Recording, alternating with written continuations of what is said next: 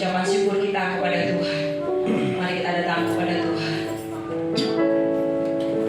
Bapak, kami bersyukur buat kesempatan yang sudah Tuhan berikan dalam setiap kehidupan kami.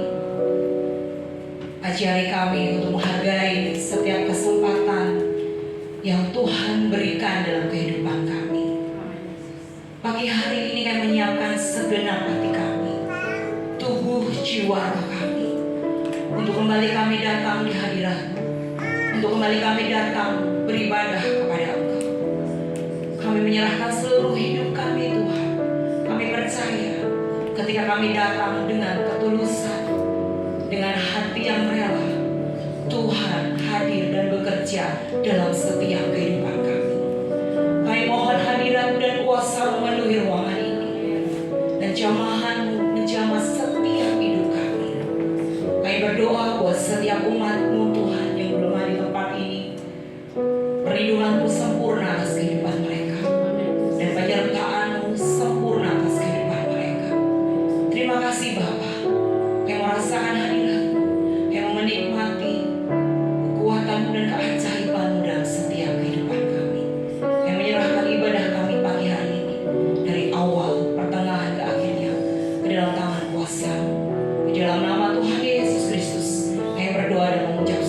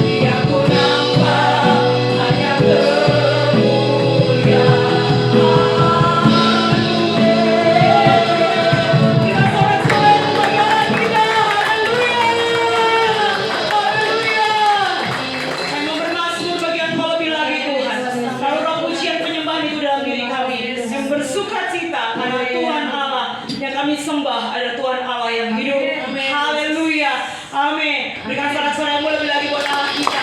Mari kita bersyukur pagi hari ini Tuhan hadir di tempat ini. Amin. Bapak Ibu, berikan salammu kiri kanan dan katakan Tuhan hadir di tempat ini. Segala puji syukur hanya bagi Tuhan Allah kita. Haleluya.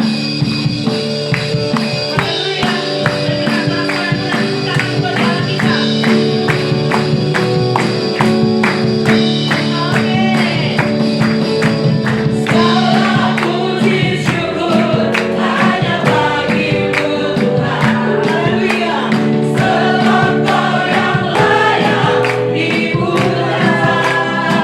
Bersorak, kami mau bersorak, tinggikan nama-Mu. Haleluya. Haleluya. Hanya bagimu. Segala puji syukur hanya bagimu Tuhan. Sebab Kau yang layak dipuja.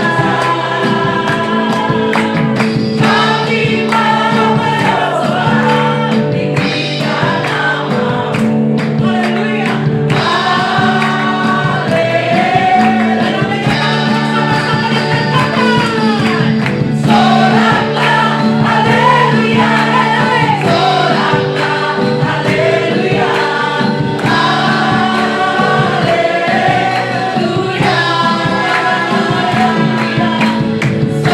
Soraklah, haleluya. Soraklah, haleluya. Haleluya. Soraklah, haleluya. Soraklah, haleluya. Segala puji syukur hanya bagimu Tuhan. Sebab Kau yang layak dipuja. Kami mau bersorak, tinggikan nama-Mu.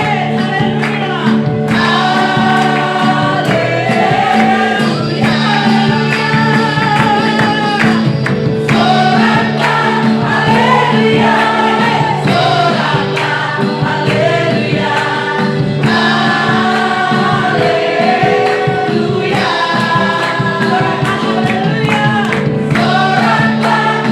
haleluya. Soraklah, haleluya. Haleluya.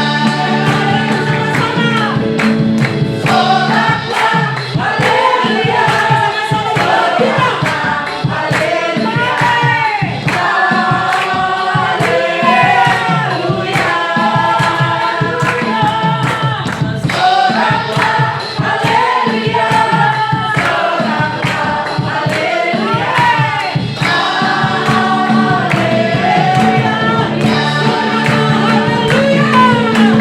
Soraklah,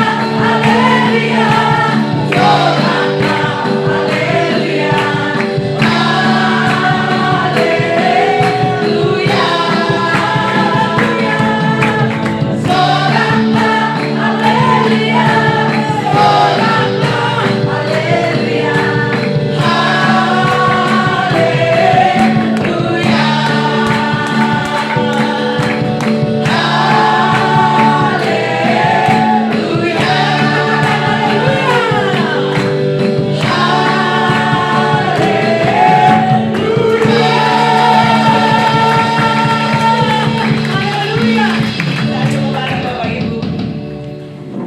Kita percaya dalam pujian-pujian kita kepada Allah ada kuasa yang mengalir atas kehidupan kita. Amin. Haleluya. Mari kita membawa hati kita kembali kepada Tuhan.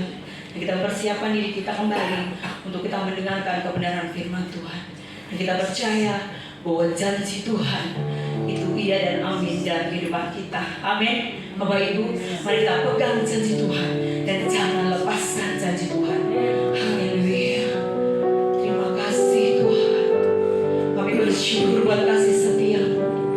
Kami bersyukur buat kasih-Mu yang luar biasa, yang tidak pernah berhenti dalam kehidupan kami. Seperti gelombang air yang terus mengalir dalam diri kami. Haleluya. Jesus. Mari Tuhan. Setiap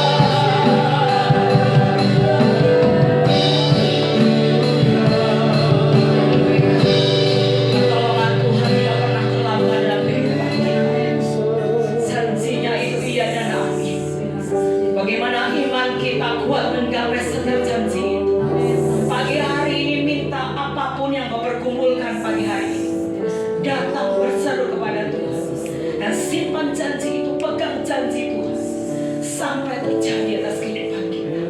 Mari umat Tuhan, Engkau yang perlu penolong yang setia, Engkau yang percaya setiap janji Tuhan. Mari kita mau angkat tangan kita bersama-sama. Mari kita akan pujikan pujian ini kembali dengan iman kita. Aku simpan janji-Mu Tuhan. Aku percaya kasih setia-Mu ajaib. Tuntunanmu itu luar biasa atas hidup kami. Haleluya. Setiap janji-Mu Tuhan,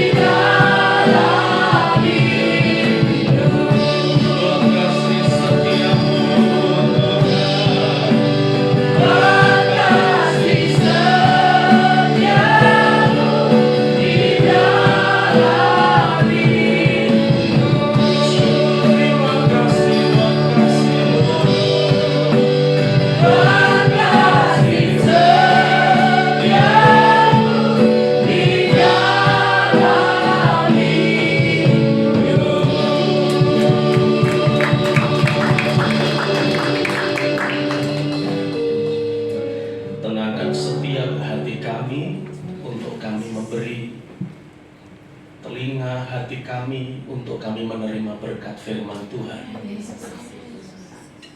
Roh kami, jiwa kami sudah dipuaskan dengan pujian dan penyembahan. Dan biarlah setiap pujian terbaik ini naik ke tahta Tuhan, jadi korban syukur yang menyukakan hatimu.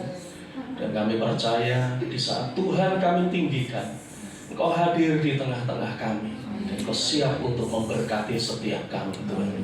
Terima kasih Tuhan, kami menyerahkan waktu ini dalam tangan Tuhan. Biarlah Engkau yang bekerja di tengah-tengah kami. Dan kami berdoa mengucap syukur di dalam nama-Mu yang kudus, Tuhan yang kami sembah, Juru Selamat dalam hidup kami, Tuhan Yesus Kristus. Mari semua kita katakan amin, amin, amin. Silakan duduk Bapak Ibu yang dikasihi Tuhan.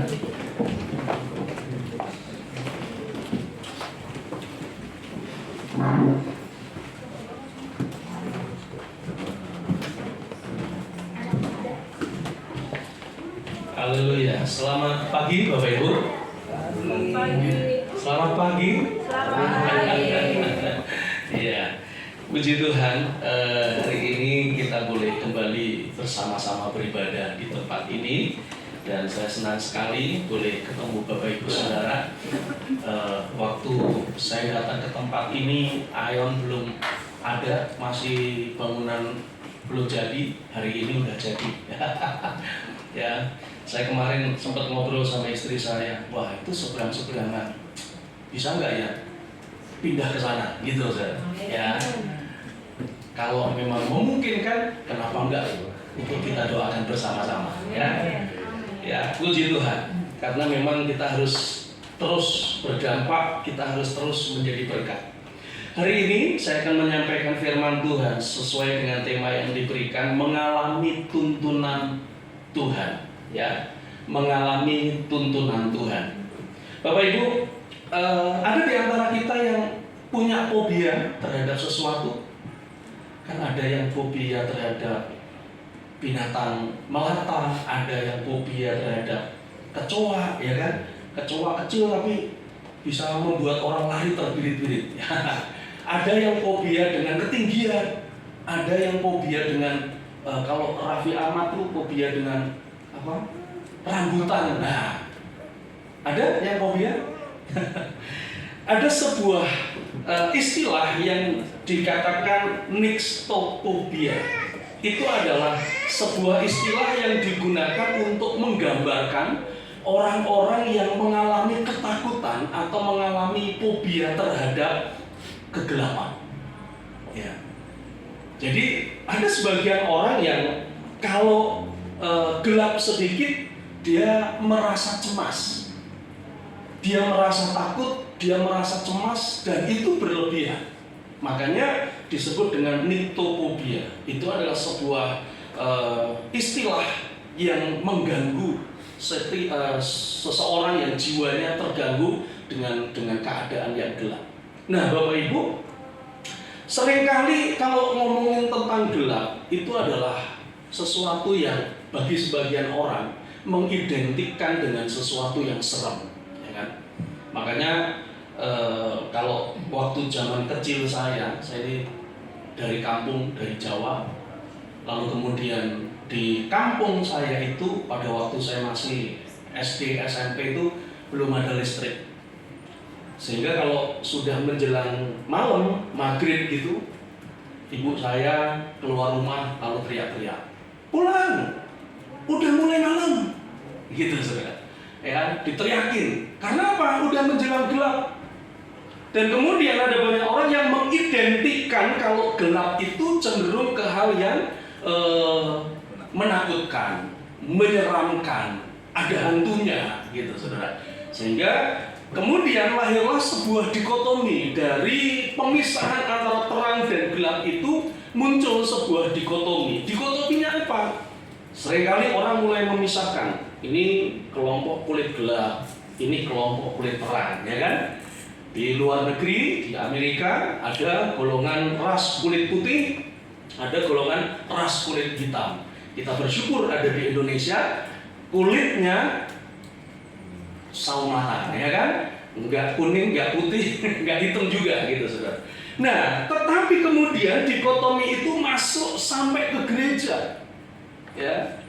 Ke gereja akhirnya mulai memisahkan. Seringkali kemudian menjadi sebuah label bahwa, wow, kamu orang Kristen, anak Tuhan, anak terang. Lalu yang nggak Kristen kemudian dikatakan anak gelap. Wah, celaka, saudara. Ya, padahal ya tidak seperti itu. Ya, apakah kegelapan itu kemudian selalu memiliki unsur dengan sesuatu yang negatif? Belum tentu. Apakah sesuatu yang hitam itu selalu identik dengan sesuatu yang menyeramkan, yang negatif, dan kemudian Tuhan gak sayang? Bukan, Bapak Ibu. Kenapa? Karena kalau Bapak Ibu Saudara melihat di dalam Alkitab, khususnya di Perjanjian Lama, pada waktu Tuhan hadir untuk ngomong sama Musa pun, itu bukan di tempat terang, tetapi justru dalam kabut pekat hitam. Di situ Tuhan ngomong. Dalam kondisi kegelapan itulah Tuhan berbicara kepada Musa. Nah, dalam Alkitab kita lihat ada satu peristiwa yang terjadi di mana Tuhan Yesus pun mengalami kondisi gelap. Coba kita lihat, ya. Markus pasalnya yang ke-15. Injil Markus pasalnya yang ke-15. Ayatnya yang ke-33 sampai 34. Markus pasal 15 ayat 33 sampai 34. Saya bacakan. Pada jam 12 kegelapan meliputi seluruh daerah itu dan berlangsung sampai jam 3. Dan pada jam 3 berserulah Tuhan Yesus dengan suara nyaring, Eloi, Eloi, lama sabachthani, yang berarti Allahku, Allahku, mengapa engkau meninggalkan aku? Nah, ini adalah sebuah peristiwa di mana kalau kita lihat rangkaian peristiwanya dari sejak Tuhan Yesus ditangkap, ya saya identikan dengan sebuah situasi yang gak menyenangkan bagi Tuhan Yesus. Ya, di Taman Getsemani dia ditangkap, lalu kemudian dihadapkan kepada Pilatus, dihadapkan ke Mahkamah Agama, balik lagi ke hadapan Pilatus, dipukulin berkali-kali, ya. Lalu kemudian seperti halnya yang sudah kita ketahui bersama, sampai akhirnya mati di atas kayu salib yang kemarin kita peringati dengan Paskah. Nah, Bapak Ibu, itu adalah situasi gelap. Nah, yang menjadi pertanyaan adalah, kegelapan yang seperti apa yang sebenarnya mempengaruhi lebih banyak dalam kehidupan kita? Apakah kegelapan yang ada di sekeliling kita, atau justru kegelapan yang merasuk sampai ke dalam hati kita? Nah, seringkali yang tanpa kita sadar, yang seringkali merusakkan hidup kita adalah jikalau kegelapan itu sudah masuk di dalam kehidupan kita. Kenapa Bapak Ibu? Karena di saat kegelapan itu sudah merasuki kehidupan seseorang, maka kondisi hidup seseorang akan mengalami hopeless, gak ada harapan, stres, lalu kemudian apa? Terpuruk, gagal, dan segala macam. Berapa banyak yang kita bisa saksikan di media sosial hari-hari ini, orang-orang yang hatinya dirasuk dengan kegelapan, sehingga kemudian apa? Mengakhiri sebuah kehidupan dengan cara yang salah. Pernah dengar kan beberapa waktu kemarin satu keluarga dengan 2 anak terjun dari apartemen, ya kan? Bunuh diri. Kenapa bisa seperti itu? Karena sudah gelap. Lalu kemudian nyusul, ada mahasiswi, ada di Pluit, karena tekanan di perkuliahannya sampai akhirnya dia terjun juga dari atas ketinggian, jatuh di atas kap mobil sampai meninggal. Nah, itu adalah contoh keadaan yang orang-orang yang dirasuki oleh keadaan gelap. Pada tahun 2021 ya, ada seseorang yang ditunjuk di pemerintahan Jepang yang bernama Tetsushi Sakamoto. Lalu kemudian ya, Di Inggris 2018 itu juga ada seorang yang namanya Tracy Crowd, ya. Dia adalah orang yang ditunjuk oleh pemerintah mereka masing-masing untuk apa? Untuk menjadi menteri. Menterinya bukan urusan pertanian, perdagangan, atau yang lain-lain. Mereka ini adalah ditunjuk untuk jadi menteri apa? Menteri urusan kesepian di dunia. Jadi ternyata apa? Di Jepang maupun di Inggris ada banyak orang yang hatinya udah dikuasai oleh rasa gelap sampai akhirnya apa? Merasa udah kesepian, nggak ada yang nemenin, merasa sendiri. Sehingga apa? Banyak terjadi peningkatan bunuh diri, stres, ya, gila bahkan, ya. Sehingga dibutuhkan orang-orang yang bisa mengendalikan keadaan itu, dan akhirnya apa? Pemerintahannya sampai nunjuk mendirikan sebuah kementerian yang disebut dengan Menteri Urusan Kesepian. Wah, saya nggak habis pikir itu kerjaannya apa ini. Mungkin bangun tempat psikolog gitu, saudara, ya. Tapi inilah Bapak Ibu yang terjadi, ya. Nah, pada waktu Tuhan Yesus mati di atas kayu salib, apakah kemudian murid-murid kondisinya aman, sejahtera? Tidak. Mereka juga mengalami hati yang penuh dengan kegelapan. Ya. 3,5 tahun mereka bersama dengan Tuhan Yesus. Pada waktu mereka melihat fakta yang ada, Tuhan Yesus mati di atas kayu salib lalu dikuburkan, apa yang terjadi? Mereka juga merasa kesepian. Mereka merasa sendiri. Yang tadinya dalam perjalanan hidup mereka bersama dengan Tuhan, dituntun dengan nasihat-nasihatnya, dituntun dan diberikan ya untuk bisa melihat keajaiban demi keajaiban yang Tuhan Yesus tunjukkan di hadapan mereka. Mereka bisa melihat bagaimana Tuhan Yesus membuat mujizat demi mujizat. Bagaimana mereka dipelihara dengan pemeliharaan yang luar biasa pada waktu mereka bersama dengan Tuhan Yesus. Ya. Di saat Tuhan Yesus ada hadir bersama dengan mereka, ada banyak hal yang luar biasa yang terjadi. Tapi kemudian di saat Tuhan Yesus mati di atas kayu salib, mereka seperti ada dalam ruang yang gelap. Satu kali ada satu teman hamba Tuhan di tempat saya melayani dulu sebagai pengerja. Hamba Tuhan ini berangkat ke Lampung, lalu kemudian setelah pulang dari Lampung, dia menyaksikan sebuah kesaksian di atas mimbar pas hari Minggu. Jadi beberapa hari pergi ke Lampung, pulang hari Sabtu, lalu kemudian hari Minggu dia ada berdiri di atas mimbar. Sedang dia menyaksikan tentang kebaikan Tuhan. Kenapa? Karena pada waktu perjalanan ke Lampung, bis yang dia tumpangi itu terbakar, Bapak Ibu. Tapi puji Tuhan dia selamat. Nah, lalu kemudian dengan semangat itu dia berdiri di atas mimbar, lalu kemudian memberi kesaksian sebelum firman Tuhan. Tapi apa yang terjadi? Di saat dia sedang kesaksian, tahu-tahu dia diam. Pegangan di mimbar, dia diam sekian menit, lalu kemudian mantunya sudah naik ke atas mimbar, dipegang papa mertuanya, dan ternyata apa? Ada pecah di pembuluh darah sini. Saat itu juga langsung dibawa masuk ke rumah sakit di Kemayoran, di Mitra Kemayoran, dan apa yang terjadi?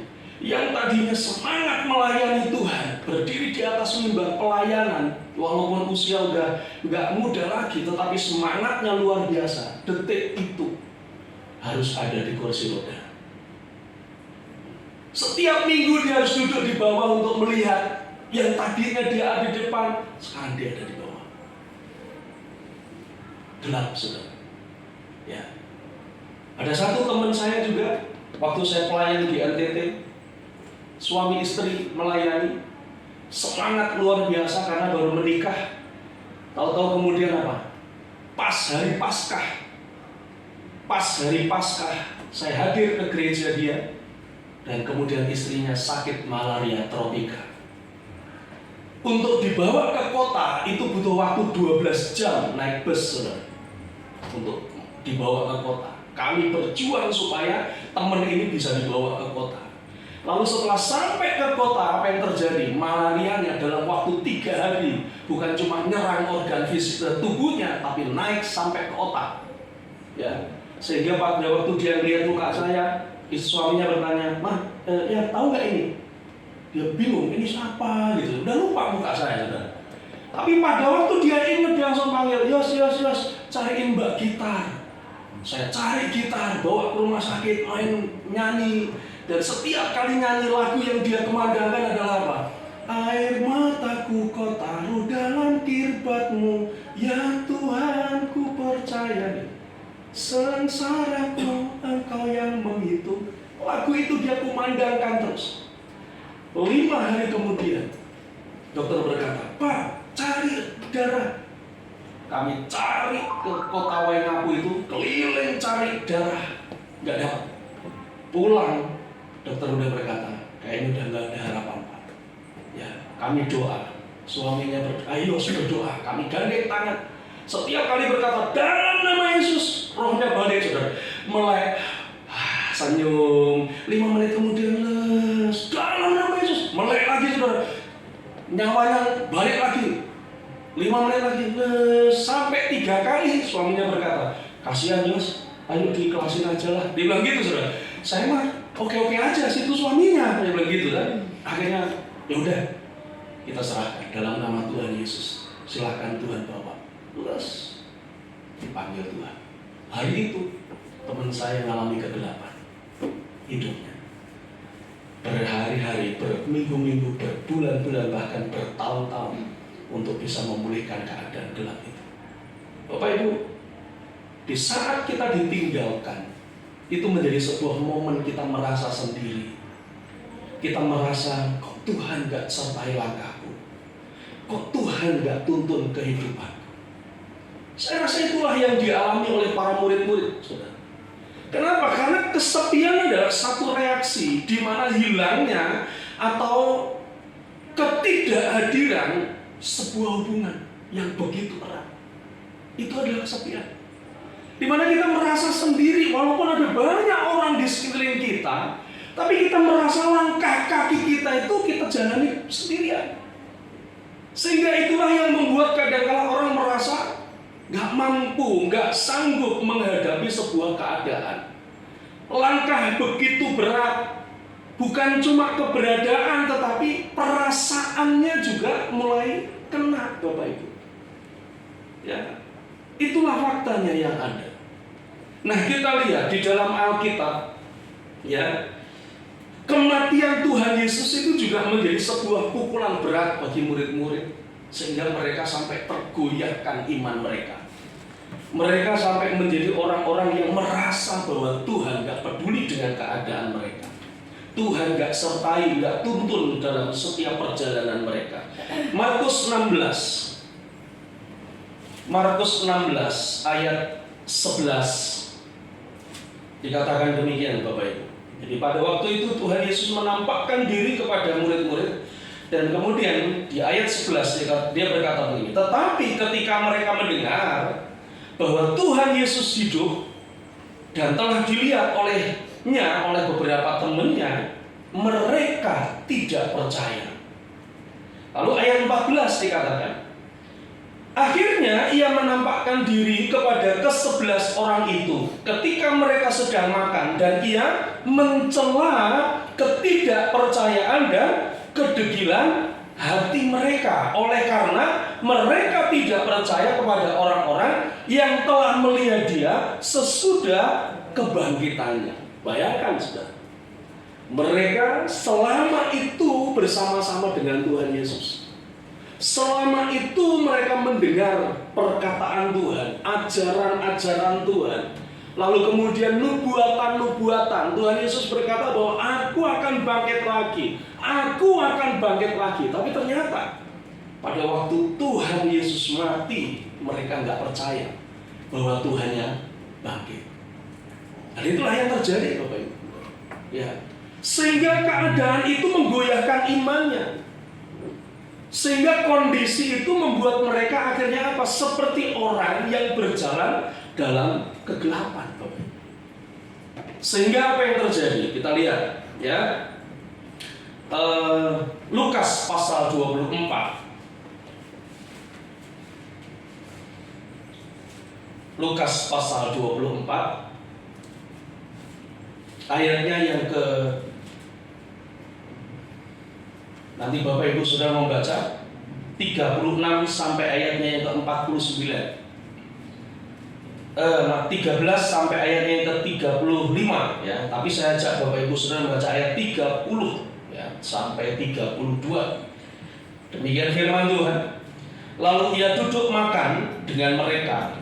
Ia mengambil roti, mengucap berkat, lalu memecah-mecahkannya dan memberikannya kepada mereka. Ketika itu terbukalah mata mereka dan mereka pun mengenal dia. Tetapi ia lenyap dari tengah-tengah mereka.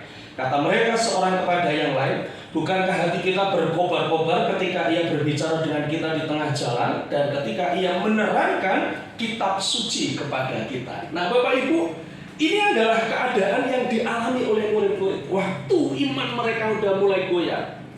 Yang mereka lakukan apa? Mereka pergi ke Emmaus.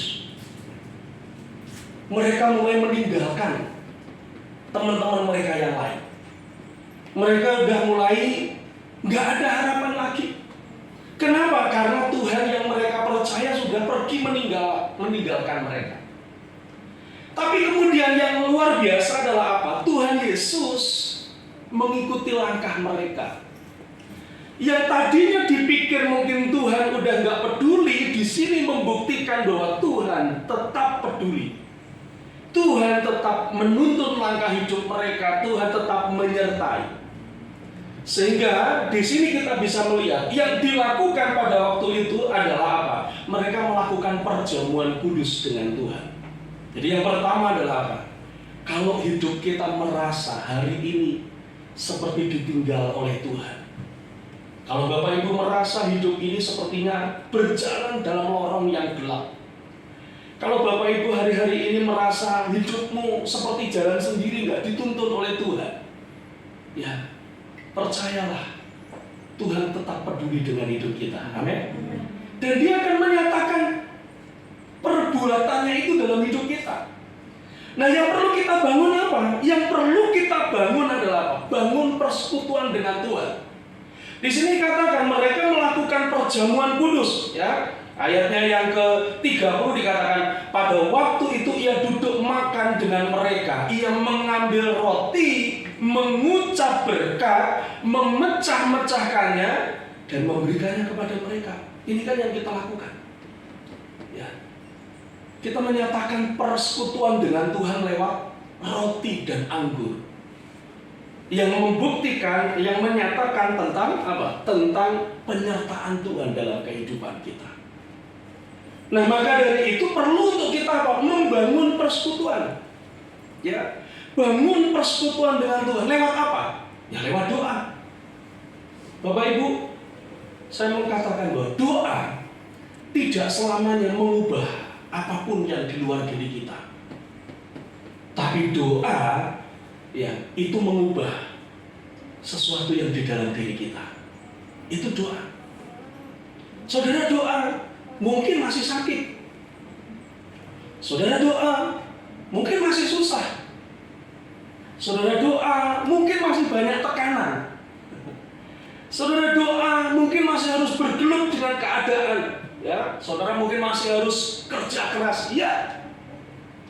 Tapi percayalah bahwa doa itu adalah mengubah sesuatu yang di dalam. Untuk apa? Untuk kita bisa lebih peka, untuk bisa melihat kasih setia Tuhan dalam hidup kita. Doa membuka mata kita untuk bisa melihat kebaikan Tuhan. Ayat 31 dikatakan, ketika itu terbukalah mata mereka dan mereka pun mengenal Dia. Jadi doa membuat kita menyadari betapa Tuhan baik dalam hidup kita. Bapak Ibu, sesuatu yang diubah dari dalam, yang sumbernya dari dalam diri kita, itu sifatnya jauh lebih langgeng. Ya, sifatnya jauh lebih langgeng dan itu anugerah. Sehingga itulah yang membuat kita bisa melihat karya Tuhan dalam hidup kita. Makanya kenapa kita harus bersekutu? Kenapa kita harus berdoa? Kenapa kita harus baca Alkitab? Yohanes, dia mengatakan begini, salah satu fungsi Roh Kudus adalah apa? Mengingatkan kita tentang kebenaran firman Tuhan. Nah, pertanyaannya, apa yang mau diingatkan kalau tidak pernah ditanam di dalam roh kita? Makanya kenapa kok kita harus baca Alkitab? Supaya itu seperti menanam sesuatu dalam hidup kita. Sehingga di saat kita menghadapi kondisi yang sulit, Roh Kudus itu yang mengingatkan. Wow, kayaknya aku pernah baca ayat ini. Aku lupa alamatnya, tapi aku ingat isinya. Gitu saudara, ya. Tapi kalau sesuatu itu nggak pernah ditanam, kapan bisa ditumbuhkan? Kapan bisa mengalami pembuahan? Nah, oleh karena itu perlu untuk kita bangun persekutuan dengan Tuhan lewat doa dan juga lewat perenungan firman Tuhan. Karena disitulah kita bisa menyadari bahwa Tuhan akan tuntun langkah hidup kita. Yang kedua adalah setelah murid-murid ini mengalami banyak peristiwa, ada satu ayat yang dikatakan dalam Yohanes pasal 20. Yohanes pasal 20.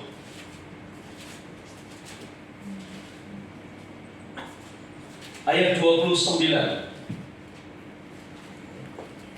Yohanes 20 ayat 29. Nanti Bapak Ibu Saudara bisa membaca dari ayat 24 sampai 29, yaitu tentang Thomas yang meragukan Tuhan. Tapi ayat 29 dikatakan, kata Tuhan Yesus kepadanya, karena engkau telah melihat aku, maka engkau percaya. Berbahagialah mereka yang tidak melihat namun percaya. Ya, ada bagian dua, coba diklik.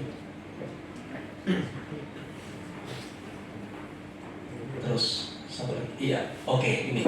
Nah, Bapak Ibu, ada satu kata-kata yang ditulis oleh Blaise Pascal. Dia katakan deuter de Dieu kes you apa ini? Oh iya, saya sengaja tulis karena ini bahasa Latin, bahasa Prancis, tapi saya nggak ngerti bacanya. Ya, artinya apa? Artinya begini: meragukan Tuhan itu berarti percaya kepadanya. Pada waktu saya baca pernyataan ini, saya pikir-pikir, kok bisa meragukan Tuhan, tapi justru menjadi sebuah kepercayaan. Bapak Ibu, ternyata Bapak Ibu, di saat Tuhan Yesus bangkit, ya, Thomas dia nggak percaya. Bener nggak? Kalau aku belum sentuh tangannya dan memasukkan tanganku di lubang paku, aku nggak akan percaya. Wah, bener ternyata Bapak Ibu.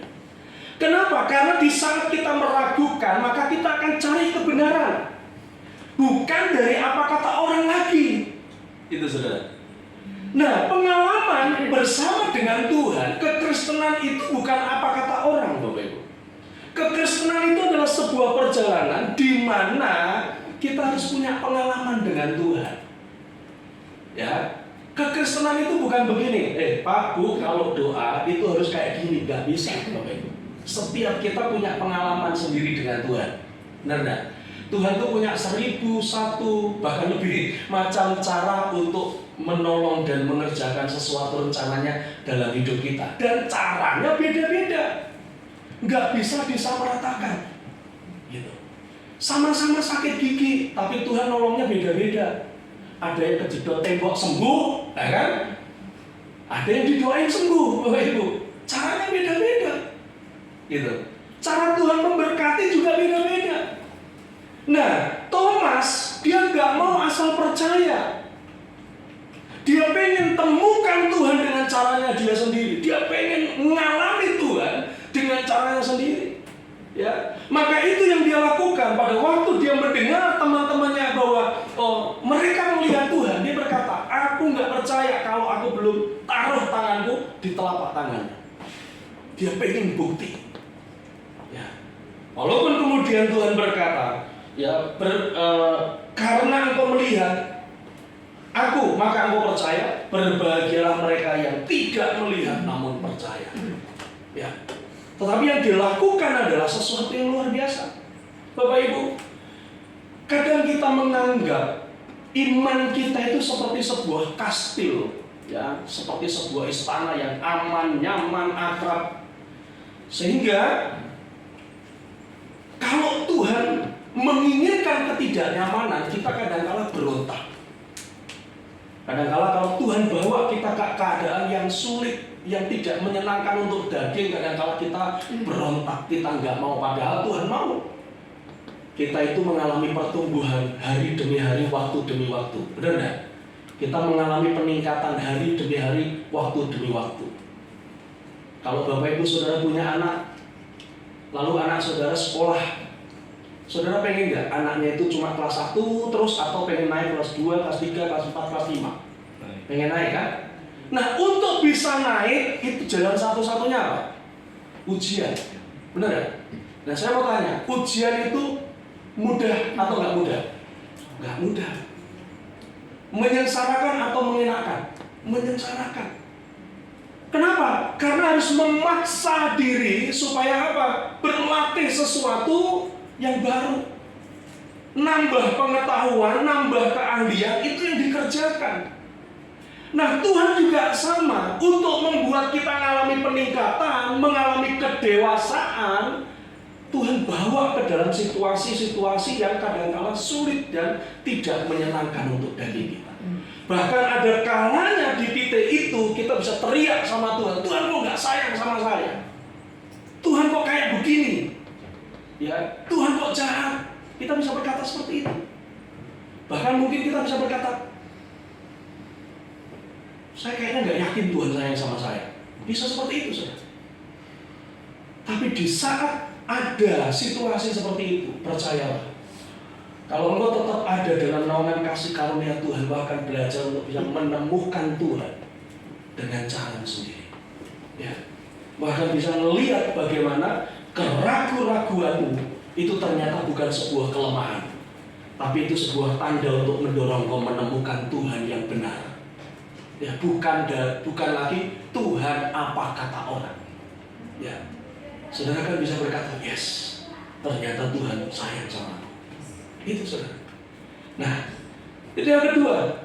Jadi keadaan gelap itu adalah tanda di mana Tuhan hadir dan menyingkirkan Tuhan-Tuhan palsu yang kita bentuk dengan akal pikiran kita.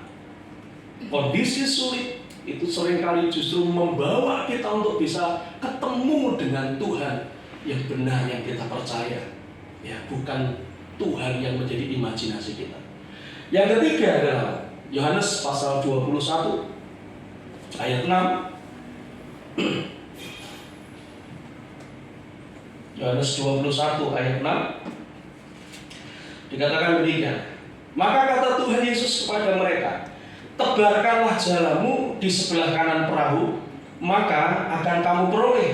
Lalu mereka menebarkannya dan mereka tidak dapat menariknya lagi karena banyaknya ikan. Nah, selain dari Thomas yang meragukan Tuhan, murid-murid yang lain juga kembali kepada kehidupan yang lama. Kan mereka melihat fakta Tuhan Yesus disalib, Tuhan Yesus mati, akhirnya mereka hopeless, mereka nggak ada harapan. Sampai akhirnya, ya, dikatakan Petrus dan teman-temannya lalu kemudian pergi melaut. Pergi melaut, mancing itu bukan untuk menenangkan pikiran, Bapak, tapi kembali ke kehidupan lama mereka. Tapi di saat mereka kembali ke kehidupan yang lama itu, mereka melakukan aktivitas mancing lagi, Tuhan Yesus hadir. Lalu Tuhan memberi perintah. Tuhan katakan, tebarkan jalamu di sebelah kanan. Petrus dia berkata, Tuhan udah semalaman kami melakukannya, cari ikan tapi nggak dapat. Tapi kalau Tuhan yang perintahkan, maka aku akan lakukan. Next. Ya, aku akan lakukan. Bapak Ibu, satu lagi. Sorry, naik lagi. Ya, ya naik. Oke, ya. Dikatakan begini, perintah Tuhan itu dirancang untuk membimbing saudara dan saya untuk menuju kehidupan yang baik. Jadi di saat kita lakukan firman, itu bukan untuk menghancurkan hidup kita, tetapi untuk membimbing hidup kita kepada sesuatu yang baik. Nah, yang harus kita lakukan apa? Mentaati Tuhan. Untuk bisa taat, kita harus percaya kepadanya. Percaya dan percaya. Karena tanpa kepercayaan, kita nggak akan pernah bisa melakukan apa yang Tuhan mau. Ya. Mazmur 73 ayat 23, 24 katakan begini, tetapi aku tetap ada di dekatmu dan engkau memegang tangan kananku. Dengan nasihatmu engkau menuntun aku dan kemudian engkau mengangkat aku dalam kemuliaan. Jadi kalau kita nggak mau taat kepada Tuhan, maka kita nggak akan pernah melihat bagaimana tuntunan Tuhan itu nyata sempurna dalam hidup kita. Ya. Next. Matius 26 ayat 24 ini. Ini adalah, kalau boleh saya katakan, ini sesuatu firman yang luar biasa yang berbicara tentang sebuah ketaatan. Dalam versi MSG atau The Message ya, dikatakan begini, saudara. Kemudian Yesus pergi untuk mengajar murid-muridnya. Barang siapa mau ikut aku, ia harus membiarkan aku yang memimpin. Ini di terjemahan MSG. Bukan kamu yang memegang kendali, yang memegang kemudi, melainkan aku. Jangan lari dari penderitaan, rangkullah penderitaan itu, ikut dengan saya, dan saya akan tunjukkan caranya. Ini loh saudara, ikut Tuhan. Jadi kalau kita mau hidup kita dituntun oleh Tuhan, mengalami ya penyertaan Tuhan, dituntun, dipimpin oleh Tuhan, Tuhan Yesus sendiri berkata, ini kalau dalam versi ini luar biasa. Dikatakan kalau kamu mau ikut aku, jangan kamu yang mimpin, aku yang mimpin, kata Tuhan. Ya, aku yang pegang kemudi, aku yang pegang kendali. Nah, di saat Tuhan pegang kendali, seringkali kita nggak mau. Kenapa? Waduh, penuh dengan penderitaan Tuhan. Maka Tuhan berkata, jangan lari dari penderitaan, rangkul penderitaan itu, ikut aku dan aku akan tunjukkan caranya. Inilah ketaatan, Bapak Ibu. Ya. Jadi mari kita bawa hidup kita untuk bisa menjadi pribadi yang semakin taat kepada Tuhan. Ada dua hal pesan kebenaran yang perlu untuk kita renungkan hari ini. Di saat Bapak Ibu Saudara ada dalam situasi kok sepertinya hidupku gelap, kok sepertinya jalanku kok nggak jelas, kok sepertinya Tuhan nggak tuntun langkahku. Nih Bapak Ibu, yang pertama nih, dalam gelap hidup, ketika kita nggak bisa melihat Tuhan, percayalah, Tuhan masih menatap saudara dan melihat saudara.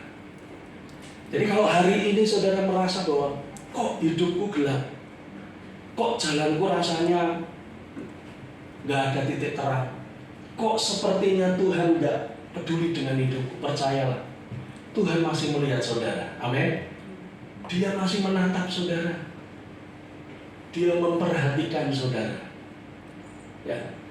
Yang kedua, dalam kegelapan hidup, saat kita tidak bisa melihat Tuhan, percayalah, Anda masih bisa mendengar suaranya dan mendengar tuntunannya. Lewat apa? Lewat firman Tuhan. Ya. Lewat firman Tuhan. Satu kali ada seorang bapak-bapak, dia diberi hadiah sebuah arloji Seiko yang kalau untuk nyalain harus diputar zaman dulu Bapak Ibu. Nah, satu kali dia pergi ke sebuah gudang tempat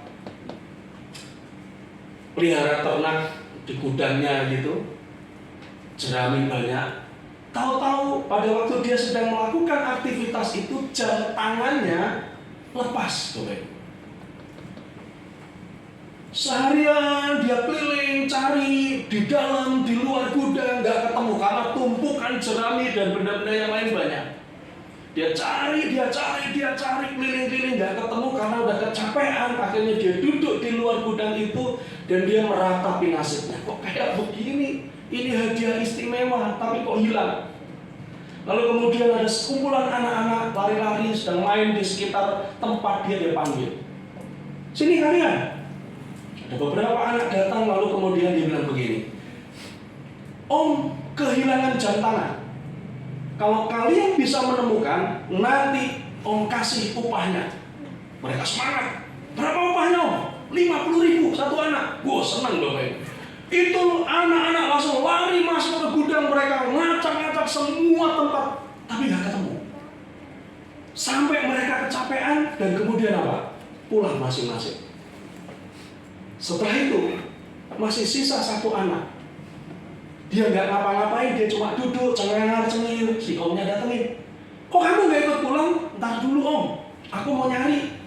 Ya, Om mau nggak kasih lebih ongkosnya? Berapa? 200.000 lah. Ya udah, oke 200.000. Lalu anak ini masuk ke gudang. Dia tutup pintu gudang dan dia diam di situ.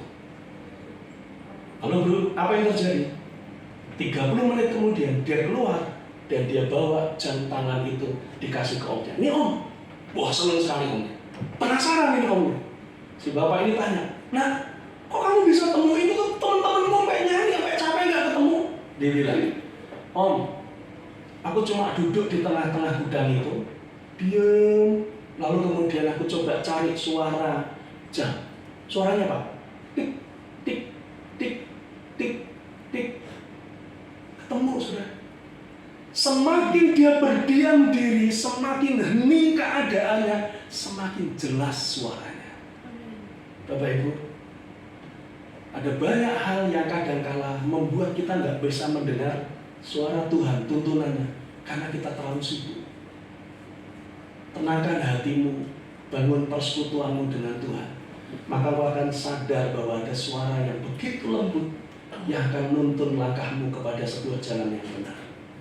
Kau akan dibawa meniti jalan yang gelap itu sampai kau bisa melihat kemuliaan yang ajaib yang Tuhan siapkan dalam hidup kita.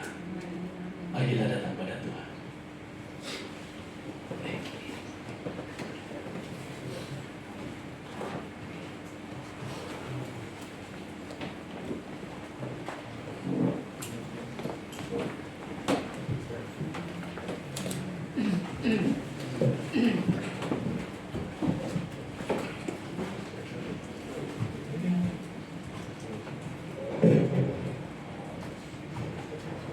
Mari kita bangkit berdiri bersama.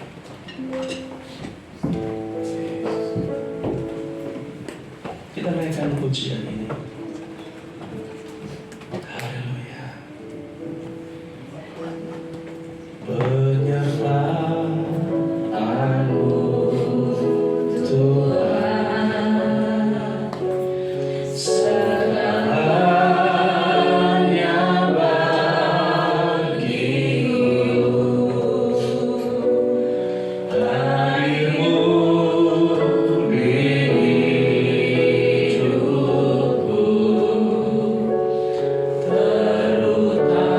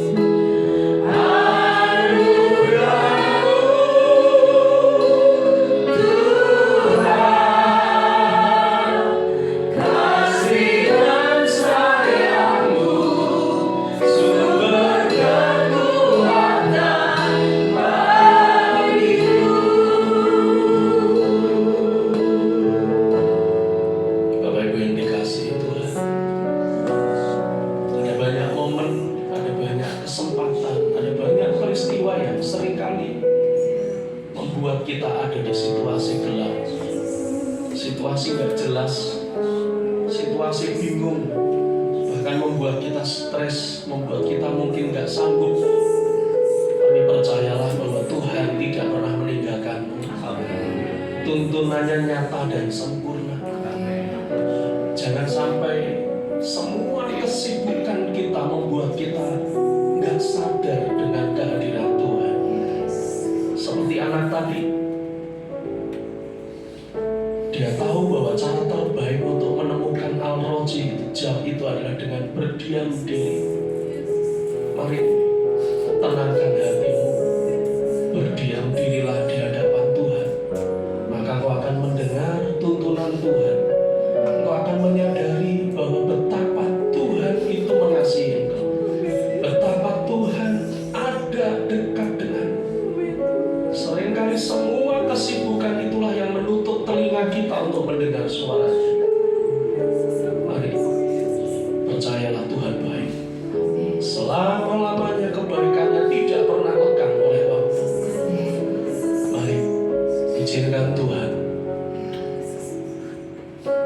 membisikkan satu kata-kata manis dalam telinga dan hatimu, sehingga kau akan mendapat kekuatan yang baru yang datangnya dari Dia. Terima kasih.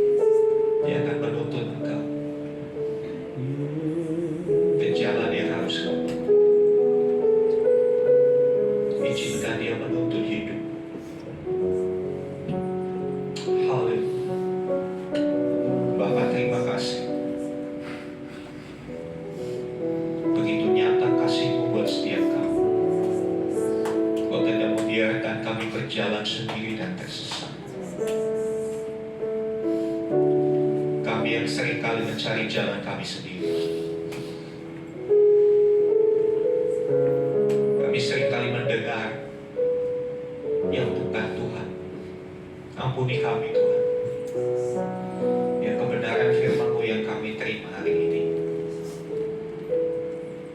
membuat kami sadar untuk kami mengalami tuntunan Tuhan. Karena kami tahu rancangan atas kami itu indah. Kau tidak merancangkan kebinasaan, Kau tidak merancangkan kecelakaan, tapi rancangan penuh dengan damai sejahtera. Engkau akan membawa kami kepada masa depan yang penuh pengharapan. Biarlah kebenaran firman Tuhan ini boleh mengubah cara kami berpikir, mengubah cara kami berperilaku. Dan biarlah kebenaran-Mu ini memerdekakan setiap kami dari kesepian, ketakutan yang begitu membelenggu kami hari-hari ini. Kami bersyukur Tuhan, Kau memberkati hamba-Mu, Pak Pendeta Yosia, yang sudah menyampaikan pesan-Mu bagi kami. Kiranya pengurapan Allah melimpah atas hamba-Mu, menyertai hari-hari hidupnya, menyertai pelayanannya, keluarganya, sehingga hamba-Mu ini makin hari makin dipakai Tuhan menjadi alat kemuliaan Tuhan. Apa yang menjadi pergumulannya, apa yang menjadi doanya, Engkau sendiri akan merealisasikan. Terima kasih Tuhan. Terpujilah nama. Di dalam nama Tuhan Yesus kami berdoa. Haleluya, haleluya. Amin. Amin. Silakan duduk Bapak Ibu Saudara, kita akan memberikan persembahan kita kepada. Kami perlu pertolongan Tuhan. Kadang-kadang kami mengandalkan kehidupan kami sendiri. Kadang-kadang kami mengandalkan kekuatan kami. Kami mengandalkan setiap pikiran kami. Kadang-kadang kami tertutup dengan setiap situasi yang kami hadapi Tuhan. Tetapi pagi hari ini biarlah kami boleh diingatkan kembali melalui firman-Mu pada pagi hari ini. Menghadapi hari-hari ke depan tidak mudah. Tetapi kami percaya bahwa pertolongan Tuhan tidak pernah terlambat bagi setiap kami. Kami bersyukur bahwa setiap kasih sayang Tuhan yang telah Tuhan limpahkan bagi setiap kami. Kami bersyukur bahwa setiap anugerah yang senantiasa bersama-sama dengan kehidupan jemaat-Mu di tempat ini Tuhan. Pagi hari ini kami sepakat Tuhan Yesus biarlah setiap benih firman Tuhan yang hari ini kami boleh dengar, Tuhan tanamkan di dalam hati kami, materikan di setiap langkah kehidupan kami untuk kami menjadi rema di setiap benih firman Tuhan dalam kehidupan kami Tuhan. Sehingga kami menghadapi hari-hari depan kami tidak pernah takut dengan apapun yang kami alami. Tetapi kami punya penolong yang ajaib yang bersama-sama dengan kami. Terima kasih Bapa surga, terus tumbuh kembangkan iman kiri kanan kami Tuhan Yesus. Bahwa Allah yang senantiasa peduli, Allah yang senantiasa bersama dengan selangkah kehidupan kami Tuhan Yesus. Terima kasih Bapa surga, kami bersyukur. Sekalipun hamba-Mu selesai memberitakan firman-Mu pada pagi hari di tempat ini Tuhan, tetapi firman-Mu yang senantiasa terus menjadi pegangan di tengah-tengah kehidupan kami, menjadi bekal di dalam kehidupan kami, baik di tengah-tengah keluarga kami, di tengah-tengah pekerjaan usaha kami. Biar firman-Mu ini yang senantiasa terus kami pegang teguh untuk menjadi bekal di dalam kehidupan kami hari ini ke depan. Terima kasih Bapa surga. Terima kasih Roh Kudus yang berdoa untuk hamba-Mu yang telah Tuhan utus di tempat ini Tuhan, Bapak Pendeta Yosia. Kami bersyukur Tuhan Yesus. Kami sepakat berdoa biarlah pengurapan hikmat telah turun atas hamba-Mu Tuhan Yesus. Tuhan pakai lebih lagi untuk hari-hari ke depan Tuhan Yesus, menyatakan kemuliaan Allah di tengah-tengah kehidupan ini dan memberkati pengembalaannya di gedung gede Tuhan. Kami percaya bahwa Tuhan yang memberikan kemampuan buat hamba-Mu untuk mengembalakan untuk lebih besar lagi, kapasitas yang senantiasa Tuhan tambahkan buat hamba-Mu Tuhan Yesus. Terima kasih Bapak surga dan memberkati Bu Hulda bersama dengan kedua putrinya, biarlah kekuatan kesehatan menyertai keluarga ini, dan kami percaya Tuhan bagi keluarga itu semakin hari semakin heran untuk kemuliaan nama Tuhan. Terima kasih Bapak surga, kami bersyukur bahwa setiap kami ambil bagian dalam pelayanan di tempat ini Tuhan. Kami menyerahkan untuk setiap kami yang ambil bagian dalam pelayanan ini. Bapak biarlah Tuhan yang terus menyertai kami, perlengkapi setiap kami Tuhan Yesus, untuk kami hari lepas hari kami semakin baik, untuk kami menjadi alat Tuhan untuk melayani bersama-sama di tempat ini Tuhan. Terima kasih Bapak, kami bersyukur.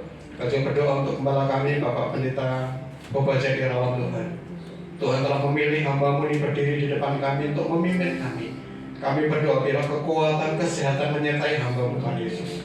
Kami percaya setiap proses yang Tuhan izinkan di tengah-tengah hamba-Mu, Tuhan penolong, Tuhan yang senantiasa terus menyertai, memberikan kekuatan sampai akhirnya gembala kami menjadi pemenang Tuhan Yesus. Terima kasih Bapak surga dan memberkati Budia, Salsa maupun Sharon Tuhan. Kami percaya keluarga ini adalah pemeliharaan Allah yang ajaib.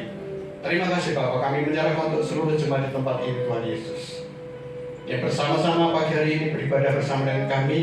Bahkan setiap jemaat yang hari ini masih ada di kampung halaman, masih mengadakan perjalanan untuk menuju ke tempat ini Tuhan. Mari Bapak pagi hari ini, Tuhan yang terus memberkati seluruh jemaat yang ada Tuhan. Kuatkan dan teguhkan setiap hati setiap kami Tuhan, bahwa setiap seperti firman Tuhan yang pagi hari ini kami dengar, boleh senantiasa sungguh-sungguh tertanam dalam hati kami.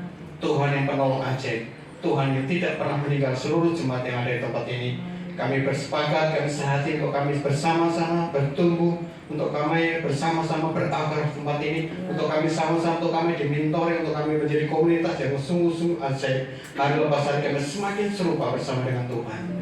Terima kasih Bapak telah memberkati keluarga kami, telah memberkati pekerjaan kami, usaha kami, bahkan apapun aktivitas yang jemaat kerjakan. Kami percaya penyertaan Tuhan yang sempurna bersama dengan kami.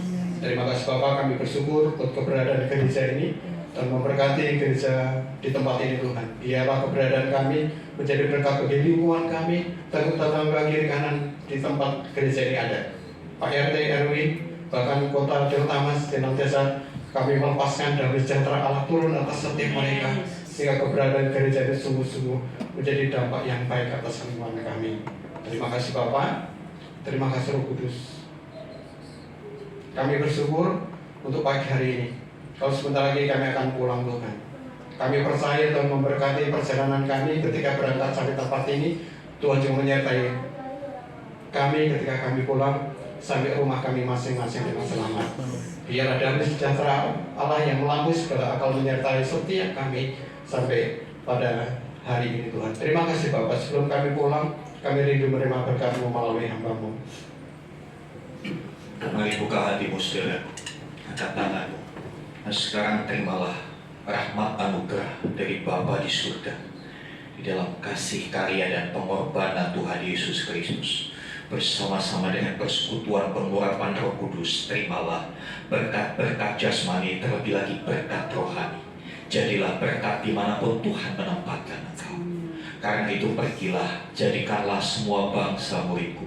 Baptislah mereka dalam nama Bapa, Anak, dan Roh Kudus, dan ajarlah mereka melakukan segala sesuatu yang telah Kuperintahkan kepadamu. Dan ketahuilah Aku menyertai kamu senantiasa sampai kepada akhir zaman. Demikianlah Tuhan Yesus akan datang kembali, menjemput kita, membawa kita masuk ke tempat yang telah Dia sediakan, supaya di mana Tuhan Yesus berada, di situ pun kita boleh berada. Dengan penuh iman kami terima kelimpahan berkat Tuhan di dalam nama Tuhan Yesus Kristus. Amin.